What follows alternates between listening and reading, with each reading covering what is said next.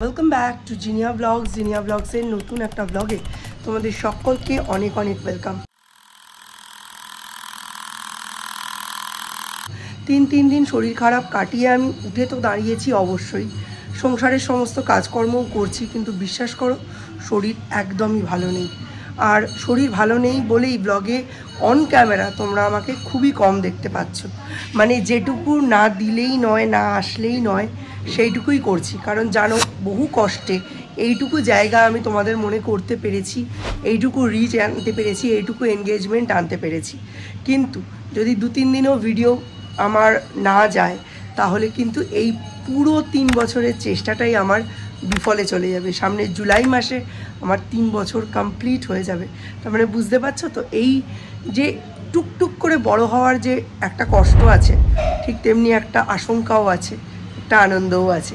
তো চলো আজকের দিনটা শুরু করা যাক। বেশ অনেক দিন ধরেই দেখছো যে ব্লগে আমি বলছি যে সৌর্যর ফোনের প্রতি যে অ্যাডিকশানটা, সেটা আমি আস্তে আস্তে একটু কমানোর চেষ্টা করছি। এই জন্য আমি ওর লাইফস্টাইলে অনেক নতুন নতুন জিনিস ইন্ট্রোডিউস করছি। ভবিষ্যতে তোমরা একদম অন্যরকম একটা সৌর্যকে দেখতে পাবে। অ্যাকচুয়ালি এই টাইমটা শুধুমাত্র পড়াশুনো শেখানোর নয়, এই সময়টা জীবনশৈলী শেখানোরও। মানে ভবিষ্যতে সৌর্য কেমন মানুষ হবে, সেই ভিতটা তৈরি করার টাইম কিন্তু এইটা। সেই কারণেই পড়াশুনোর পাশাপাশি ওকে ছোট ছোট জিনিস ওর জীবনে আমি ঢোকাচ্ছি।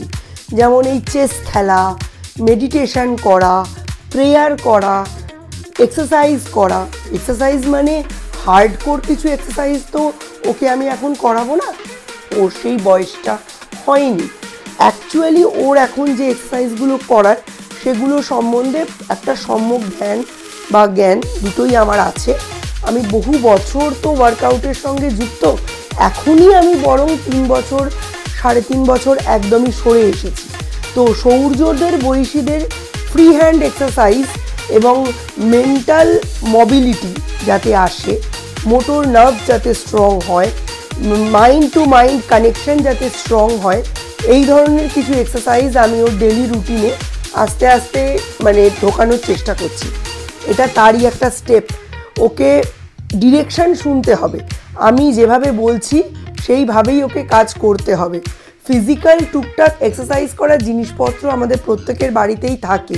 আর এটার পেছনে যদি এখন ও আধা ঘন্টাও সময় দেয় ফিজিক্যাল এক্সারসাইজের পেছনে, সেটা কিন্তু ওর জন্য খুব বেনিফিটেড হবে।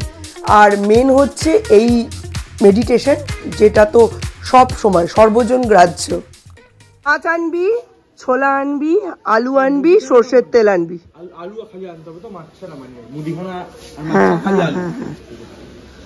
মাছটা তেলাপিয়া আনবি। দাদা বাজারে গেল, ছেড়ে দাও দাদাকে।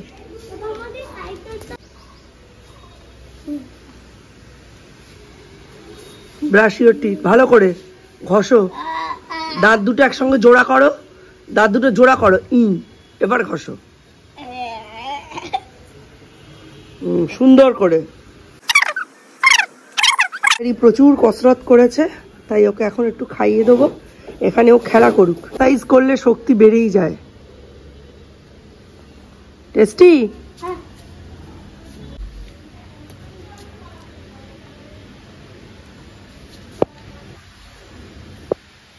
মতো বাজার করে এনেই দিয়েছে। আমি এখানে জল টল ভরছি এই দুটোতে। এটাতে মাছ ধোবো আর এটাতে আলু ধোবো। 3 দিনের শরীর খারাপে একদম শরীরটা না নষ্ট হয়ে গেছে, খুব অসুবিধা হচ্ছে। কাজকর্মে কোনো গতি নেই, কোনো রকম স্পিডে ভাবতে পারছি না। স্পিডে ভাবতে না পারলে স্পিডে কাজ করব কি করে? আসল কাজ তো মাথার, মেনু ঠিক করা, কাকে কখন কোনটা করাতে হবে, দিতে হবে, কার কাছ থেকে কোন কাজটা আদায় করতে হবে, কাকে কখন পড়তে বসাতে হবে, পুরোটাই তো মাথার কাজ। সৌম্যকে মাছ আনতে বলেছিলাম, প্রথমে তো বড় বড় কথা বললো, পাবদা আনবো, এই আনবো, ওই আনবো। এনেছে সেই কাটাপোনা। কালকে বৃষ্টি হলো, কিন্তু ওয়েদার আজকে সেরকম ঠান্ডা হয়নি। প্রচণ্ড একটা ভোটকা টাইপের গরম রয়েছে। আর জামা কাপড়গুলো এইখানে মেলে দিয়েছি। তো চলো আসি একটু ক্যামেরার সামনে, কয়েকটা কথাও আছে। জানো কদিন ধরে একটা কাঠঠোকরা পাখি খুব ডাকছে, ব্যাকগ্রাউন্ডে নিশ্চয়ই শব্দটা শুনতে পাচ্ছ। এটা অ্যাকচুয়ালি একটা কাঠঠোকরা পাখির ডাক। এই কাঠঠোকরা পাখিটা কদিন হলো এই নারকেল গাছে বা সুপুরি গাছে কোথাও একটা বাসা করেছে, সেখান থেকে খুব ডাকছে। আগে এটা এখানে ছিল না, এই টানা 1-1.5 সপ্তাহ এটাকে দেখতে পাওয়া যাচ্ছে। তো আজকে দুপুর 3টে থেকে দ্বীপের পড়া রয়েছে তুহিন স্যারের কাছে, এবং সেটা হচ্ছে সেই লোহাঘাটে। আগের দিন এখানে পড়িয়েছিল কাছের ফ্ল্যাটে, এটা লোহাঘাটে পড়তে যাবে আজকে। তো আজকে আস্তে আস্তে সেই 5টা সোয়া 5টা বাজবে, তাই দ্বীপকে খাইয়েই পাঠাবো। তো অনেকক্ষণ টাল বাহানার পরে রান্না যেটা হলো সেটা হচ্ছে ওই ঢ্যাঁড়স আলু ভাজা, মুগের ডাল আর মাছের যে বড়া, মাছের ডিমের বড়া করে ঝোল। তো এটাই করেছি, কোনো সবজি দিইনি মাছের ডিমের বড়ার মধ্যে, একদম মানে কারিটা করব ফুটন্ত অবস্থায়, তার মধ্যে বড়াগুলো দিয়ে দিয়েছি, একটু ঝোলটা সোক করলে নামিয়ে নেবো, ব্যাস। হালকা পাতলার ওপর এটাই থাকবে। মানে আজকে আমার না ক্ষমতায় কুলাচ্ছে না যে আমি করব কোনো কিছু। এই সাগর পারে আইসা আমার মাতাল মাতাল লাগে, এই গন্ধ সুইক্কা তোমার মাতাল মাতাল লাগে? ওরকম ভান করিস না যে তোর কিছুই মনে হচ্ছে না। আমি এক্ষুনি মাছ ধুয়েছি, তুই তোর 2খানা বউকে নিয়ে এখানে বসেছিলি, এখন আবার ঢং করছিস যে তোর কিছুই মনে হচ্ছে না। চুপচাপ বস থাকবি, আমি ওদিকের দরজা দিয়ে এসেছি।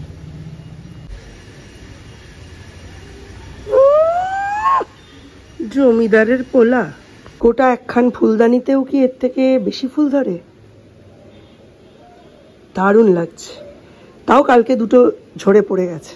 করব কি রান্না করব ভাবতে ভাবতে এইখানে এসেছি, এসে দেখছি ছোট্ট একটা পুচকি বিড়াল এসেছে। মানে বাবা মা পারেনি, বাচ্চাটাকে পাঠিয়েছে চুরি করতে। যাই হোক, মাছের ডিমের বড়ার তরকারি হবে সকালে, রাতেরটা রাতে চিন্তা করা যাবে, আর ভাবতে পারছি না। তো চলো এখন সেই ছোট্ট বাচ্চা চোরটাকে দেখিয়ে দেবো। ওই দেখো, আবার লুকোতেও শিখে গেছে, ভাবছে ওকে কেউ দেখতে পাচ্ছে না। ওই দেখো কি মারে।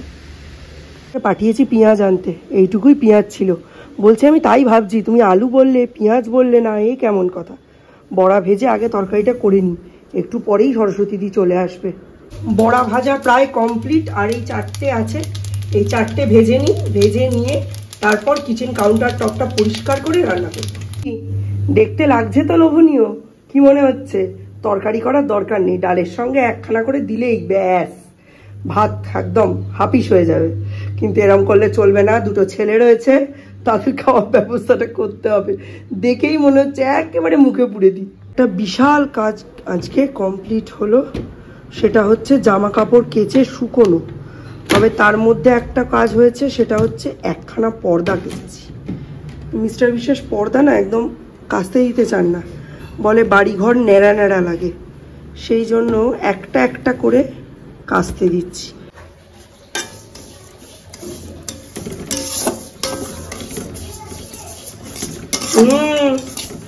আয় নিচে আয়, আয়।